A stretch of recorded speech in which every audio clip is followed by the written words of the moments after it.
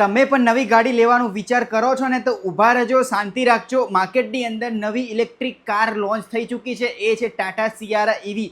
આ ગાડીની પ્રાઇસ 18.79 લાખથી સ્ટાર્ટ થઈ જાય છે અને આ ગાડી ઓલ વ્હીલ ડ્રાઈવ છે. ટાટા સિયારા ઈવીની અંદર તમને 63 કિલોવોટ બેટરી પેક અને 75 કિલોવોટ બેટરી પેક એમ કરીને બે ઓપ્શન તમને જોવા મળશે અને આ ગાડીની રેન્જ 665 કિલોમીટરની રહેવાની છે ભાઈ.